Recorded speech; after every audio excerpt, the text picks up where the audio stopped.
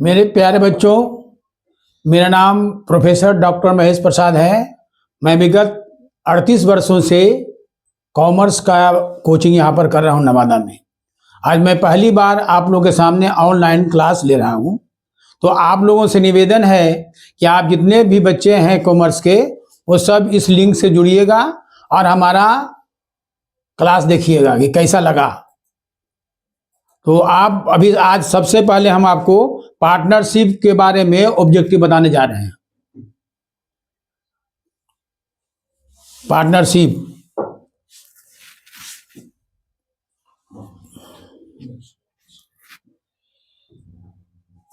तो है साझेदारी फर्म की परिभाषा किस अधिनियम में दी गई है। तो सबसे पहले है कि पार्टनरशिप की परिभाषा कौन सा अधिनियम में दिया गया है। कंपनी अधिनियम, साझेदारी अधिनियम, आयकर अधिनियम या बैंकिंग अधिनियम। तो इसका आंसर है साझेदारी अधिनियम। साझेदारी अधिनियम में साझेदारी फर्म की परिभाषा को परिभाषित किया गया है। साझेदारी अधिनियम किस वर्ष लागू हुआ? तो साझेदारी अधिनियम 1912, 1920, 1932 या 1956। तो आपका आंसर होगा 1932। 1932 में इस अधिनियम को लागू किया गया था। साझेदारी फर्म में न्यूनतम साझेदार कितने होते हैं? साझेदारी फर्म में न्यूनतम साझेदार कितने होते हैं? तो 1, 2, 3 या 5। तो साझेदारी की परिभाषा है कि साझेदारी की स्थापना कम से कम 2 व्यक्तियों के द्वारा स्टार्ट किया जा सकता है। इसका मतलब हुआ, इसका आंसर बी होगा। साझेदारी फर्म में न्यूनतम साझेदार कितने होंगे? तो न्यूनतम होंगे 2। अब साझेदारी फर्म में अधिकतम साझेदार कितने हो सकते हैं? तो साझेदारी फर्म में अधिकतम साझेदारों की संख्या 50 होगा। पहले 20 था, लेकिन अब कितना किया गया है? 50। साझेदारी अनुबंध को क्या कहते हैं? साझेदारी अनुबंध को क्या कहते हैं? विलेख यानी साझेदारी संलेख, समझौता, पार्टनरशिप डीड, अनुबंध पत्र। तो हम कहेंगे पार्टनरशिप डीड। साझेदारी अनुबंध को क्या कहेंगे? Partnership deed. अब है साझेदारी अधिनियम लिखित होना चाहिए या मौखिक? तो अनिवार्य, वैकल्पिक, अवैध, जरूरी नहीं। तो अनिवार्य नहीं है, वैकल्पिक है। आप लिखित भी हो सकता है और मौखिक भी हो सकता है। साझेदारी अनुबंध लिखित होना अनिवार्य नहीं है, आप वैकल्पिक भी इसको रख सकते हैं। साझेदारी फर्म का पंजीकरण होता है अनिवार्य, वैकल्पिक, अवैध या आवश्यक नहीं। तो यहां पर बताएंगे कि साझेदारी फर्म का पंजीकरण वैकल्पिक होता है। आपकी इच्छा है तो पंजीकरण कराइए, नहीं इच्छा है तो नहीं कराइए, लेकिन करा लेने से बढ़िया होता है। साझेदारी अनुबंध न होने पर लाभ हानि का बंटवारा होता है। अगर आपके पार्टनरशिप अनुबंध में पार्टनरशिप डीड नहीं बना हुआ है, तो उस परिस्थिति में लाभ को किस आधार पर बांटेंगे? पूंजी के अनुपात में, समय के अनुपात में, या समान रूप से, या समझौते के रूप में? तो यहां पर होगा समान रूप से। साझेदारी अनुबंध न होने पर लाभ हानि का बंटवारा हम लोग करेंगे बराबर बराबर। इंटरेस्ट ऑन कैपिटल दिया जाता है अनिवार्य रूप से, अनुबंध के अनुसार, बैंक दर से या कानून से? तो यहां पर होगा अनुबंध के अनुसार। साझेदारों के बीच जो अनुबंध होगा, उसी अनुबंध के आधार पर इंटरेस्ट ऑन कैपिटल दिया जाएगा। इंटरेस्ट ऑन ड्राइविंग लगाया जाता है फर्म पर, साझेदार पर, बैंक पर, लेनदार पर। तो यहां पर साझेदार पर ड्राइविंग, इंटरेस्ट ऑन ड्राइविंग जो है पूंजी पर निकाला जाता है, यानी साझेदारों के ऊपर इस पर लगाया जाता है। गुडविल का अर्थ क्या है? गुडविल, गुडविल क्या है? गुडविल का दूसरा नाम प्रसिद्धि होता है। गुडविल का दूसरा नाम क्या है? प्रसिद्धि। अर्थात इसका आंसर होगा प्रतिष्ठा। गुडविल का मूल्यांकन किया जाता है लाभ के लिए, समायोजन के लिए, कर के लिए या बैंक के लिए। तो यहां पर गुडविल का मूल्यांकन किया जाता है समायोजन के लिए। रिवैल्यूएशन अकाउंट बनाया जाता है वर्ष के अंत में साझेदार के प्रवेश के समय, लाभ ज्ञात करने के लिए या भुगतान हेतु। रिवैल्यूएशन अकाउंट साझेदार के प्रवेश के समय और रिटायरमेंट के समय, दोनों ही अवस्था में रिवैल्यूएशन अकाउंट बनाया जाता है। साझेदार के प्रवेश पर पुराना लाभ किसे दिया जाता है? आप लोग जान लीजिए कि साझेदार के प्रवेश पर जब कोई साझेदार एडमिशन लेगा, उस अवस्था में जो भी लाभ संचय होगा उसको किस अनुपात में बांटेंगे? पुराने साझेदारों को दिया जाएगा। साझेदार के प्रवेश पर पुराना लाभ किसे दिया जाता है? तो पुराने साझेदार को। साझेदार के सेवानिवृत्त होने पर, साझेदार के सेवानिवृत्त जब होता है तो फर्म समाप्त होगा या समायोजन किया जाता है, नया साझेदार जरूरी है, लाभ बंद होगा। तो यहां पर समायोजन के लिए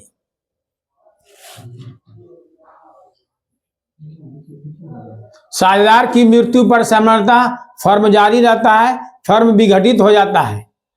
तो फर्म यहां पर विघटित हो जाता है, फर्म समाप्त हो जाता है साझेदार की मृत्यु पर। कैपिटल अकाउंट किस प्रकार खाता है? कैपिटल अकाउंट क्या है? आपका व्यक्तिगत खाता है। कैपिटल अकाउंट क्या है? एक व्यक्तिगत खाता है।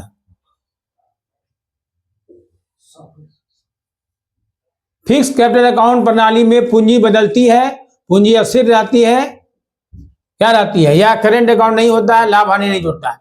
फिक्स कैपिटल अकाउंट प्रणाली में पूंजी अस्थिर रहता है। करेंट अकाउंट संबंधित होता है फर्म से, साझेदार से, बैंक से या ग्राहक से। करेंट अकाउंट संबंधित होता है साझेदार से। करेंट अकाउंट संबंधित होता किससे होता है? साझेदार से। Profit and loss appropriation account बनाया जाता है लाभ बांटने के लिए, हानि ज्ञात करने के लिए, संपत्ति हेतु या देनदारी हेतु। तो लाभ बांटने हेतु profit and loss appropriation account बनाया जाता है लाभ बांटने हेतु। रुक सकते हैं। रिजर्व का उपयोग किया जाता है लाभ छुपाने के लिए, भविष्य के लिए, कर चुकाने के लिए, वेतन में। यानी लाभ रिजर्व का उपयोग किया जाता है लाभ छुपाने के लिए, भविष्य के लिए। तो भविष्य के लिए जनरल रिजर्व किसे दिया जाता है? जनरल रिजर्व नए साझेदार को, पुराने साझेदार को, सभी को या लेनदार को। जनरल रिजर्व दिया जाता है किसको? पुराने साझेदार को। साझेदारी फर्म का अंत कहलाता है। साझेदारी फर्म का अंत क्या कहलाता है? सेवानिवृत्ति, प्रवेश, विघटन या लाभ। तो विघटन यानी डिसोल्यूशन। रियलाइजेशन अकाउंट बनाया जाता है प्रवेश पर, सेवानिवृत्ति पर, विघटन पर या लाभ पर। विघटन का मतलब dissolution of partnership. Realisation account का शेष, रियलाइजेशन अकाउंट का शेष बैंक में, साझेदार में, कैपिटल अकाउंट में। तो रियलाइजेशन अकाउंट को कैपिटल अकाउंट में ट्रांसफर किया जाता है। रियलाइजेशन का जो भी प्रॉफिट होगा साझेदारों के पूंजी खाते में ट्रांसफर किया जाएगा।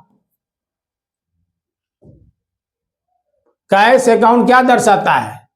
कैश अकाउंट दर्शाता है नगद स्थिति, हानि, पूंजी, लाभ। तो नगद स्थिति दिखाता है। बैलेंस शीट क्या बताता है? लाभ, हानि, वित्तीय स्थिति। तो वित्तीय स्थिति। एसेट्स का मूल्यांकन, मूल्य बढ़ने पर क्या होता है?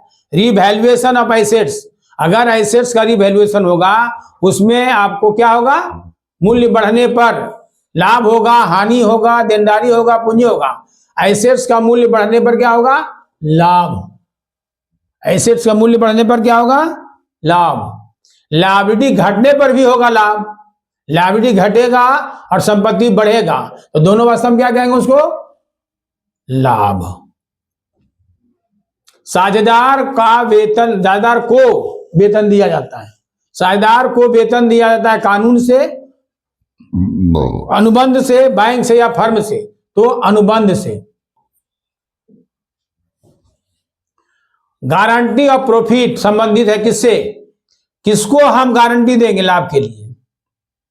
नए साझेदार को, पुराने साझेदार को, बैंक से या सरकार से। तो यहां पर गारंटी ऑफ प्रॉफिट किसको मिलेगा? नए साझेदार को। जब कोई नया साझेदार आएगा तो उसको गारंटी दिया जाएगा, भैया तुम आ मेरे व्यापार में, हम आपको लाभ देंगे। एडमिशन ऑफ पार्टनर में गुडविल घटती है, बढ़ती है, समायोजित होती है। एडमिशन ऑफ पार्टनर में गुडविल एडजस्ट होती है, समायोजित होती है। रिटायरमेंट ऑफ गुडविल में नए को, पुराने को, सेवानिवृत्त या फर्म को। रिटायरमेंट में गुडविल किसको मिलेगा? रिटायरमेंट में गुडविल मिलेगा जो सेवानिवृत्त होगा उसको। सेवानिवृत्त जो होगा, रिटायर करेगा, रिटायर पार्टनर को गुडविल में हिस्सा दिया जाएगा। साझेदारी फर्म में लेखा वर्ष में, 1 वर्ष में, 6 माह में, 2 वर्ष में, निश्चित नहीं। साझेदारी फर्म में लेखा 1 वर्ष में होता है। साझेदारों का संयुक्त दायित्व होता है। साझेदारों का दायित्व, लायबिलिटी ऑफ पार्टनर क्या होता है? Limited, unlimited. तो यहां होगा अनलिमिटेड लायबिलिटी, असीमित दायित्व। साझेदारों का दायित्व क्या होता है? अनलिमिटेड होता है, अनलिमिटेड लायबिलिटी। साझेदारी फर्म एक अलग कानूनी इकाई है, अलग नहीं है, कंपनी है, निगम है। साझेदारी फर्म एक अलग कानूनी इकाई है, देखिए तो, साझेदारी फर्म एक अलग कानूनी इकाई है, ABCD। यहां पर अलग नहीं है, साझेदारी फर्म एक अलग कानूनी इकाई नहीं है, इस पर सख्त। ड्राइविंग का प्रभाव पड़ता है लाभ पर, पूंजी पर या देनदारी पर। ड्राइविंग का प्रभाव पड़ता है पूंजी पर। ड्राइविंग का, अगर कोई साझेदार ड्राइविंग किया है तो उसका पूंजी क्या होगा? घट जाएगा। अगर कोई साझेदार, अगर कोई साझेदार ड्राइविंग करता है तो उसका पूंजी क्या होगा? घटेगा। समझ में आया? ड्राइविंग का प्रभाव पड़ता है लाभ पर, पूंजी पर या देनदारी पर। तो मेरे विचार से यहां पर पूंजी पर प्रभाव पड़ता है। साझेदारी में नगद योगदान कहलाता है। साझेदारी में अगर कोई साझेदार नगद व्यापार में देता है तो वह लाभ कहलाता है, पूंजी कहलाता है, आय कहलाता है या खर्च कहलाता है। क्या कहलाता है भाई? तो पूंजी। अगर कोई साझेदार व्यापार में आता है और नगद रूप में हमको देता है तो वह क्या देगा? नगद रूप में पूंजी देगा। बात समझ में आ रहा है ना? साझेदारों की पूंजी दर्शाई जाती है एसेट साइड में, लायबिलिटी साइड में, इनकम में या एक्सपेंडिचर में। तो यहां पर साझेदारों की पूंजी दर्शाई जाती है लायबिलिटी साइड में। साझेदारी की पूंजी कहां दिखाई जाती है? लायबिलिटी साइड में। लायबिलिटी साइड में साझेदारों की पूंजी को दर्शाया जाता है। समझ में आया? साझेदारी का मुख्य उद्देश्य, अगर आप लोग पार्टनरशिप व्यापार करते हैं तो आपका उद्देश्य क्या होना चाहिए? सेवा होना चाहिए, लाभ होना चाहिए, कर या रोजगार। तो यहां पर कोई भी साझेदारी व्यापार जब स्टार्ट करता है तो उसका मुख्य उद्देश्य होता है लाभ कमाना, लाभ कमाना, है ना? तो फर्म की देनदारी होती है, फर्म की देनदारी होती है आपका सीमित, असीमित, शून्य। वही हुआ साझेदारी फर्म का। साझेदारी फर्म यानी साझेदार का लायबिलिटी क्या होता है? Unlimited, unlimited liability. क्लियर? साझेदारी फर्म का नाम कहलाता है साझेदारी फर्म का नाम कहलाता है, फर्म कहलाता है। साझेदारी फर्म का नाम क्या कहलाता है? फर्म। साझेदारी फर्म का नाम क्या कहलाता है? फर्म। प्रॉफिट रेशियो बदलता है। प्रॉफिट रेशियो कब बदलता है? प्रवेश पर, सेवानिवृत्ति पर, देनों पर, या कभी नहीं। तो प्रॉफिट शेयरिंग रेशियो जो होता है, जब कोई नया साझेदार आएगा तब, जब कोई पुराना साझेदार जाएगा तब, दोनों ही अवस्था में उसका रेशियो क्या होगा? चेंज हो जाएगा। सेक्रीफाइसिंग पार्टनर वह है, सेक्रीफाइसिंग मतलब त्याग कौन करता है, यानी लाभ बढ़ाने पर, लाभ का त्यागने पर, पूंजी घटाने पर या हानि होने पर। तो सेक्रीफाइंग पार्टनर का है जो लाभ को त्यागेगा, लाभ को त्यागेगा, वही होगा सेक्रीफाइंग पार्टनर। उसका रेशियो क्या होता है? सेक्रीफाइंग रेशियो तो अगले क्लास में बताएंगे। गेनिंग पार्टनर वह है जो लाभ को क्या करेगा? गेनिंग पार्टनर लाभ को त्यागेगा, लाभ को प्राप्त करेगा, हानि उठाएगा या पूंजी घटाएगा। तो लाभ क्या करेगा? लाभ को प्राप्त करेगा। गेनिंग पार्टनर क्या है? जो लाभ को प्राप्त करेगा। क्लियर? पार्टनरशिप में लेखांकन का आधार क्या है? पार्टनरशिप में लेखांकन का आधार नगद है, उपार्जन है, मिश्रित है या कोई नहीं है। तो यहां पर नगद का क्या है? इसका भी उपार्जन का आधार। पार्टनरशिप में लेखांकन का आधार क्या है? उपार्जन। साझेदारी फर्म का लेखा रखा जाता है नियम से, इच्छा से, कानून से या बैंक से। तो यहां पर क्या होगा? नियम से होगा, इच्छा से होगा, कानून से होगा या बैंक से होगा। तो यहां पर होगा नियम से।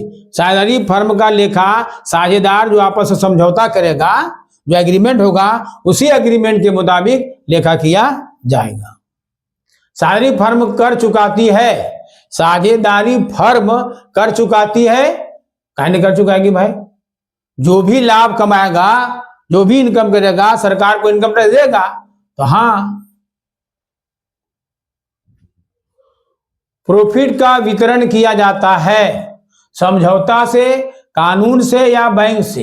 तो यहां पर कानून से होगा, बैंक से होगा, सरकार से होगा नहीं, ये होगा एग्रीमेंट के द्वारा। एग्रीमेंट के द्वारा साझेदारों का लाभ का बंटवारा किया जाएगा।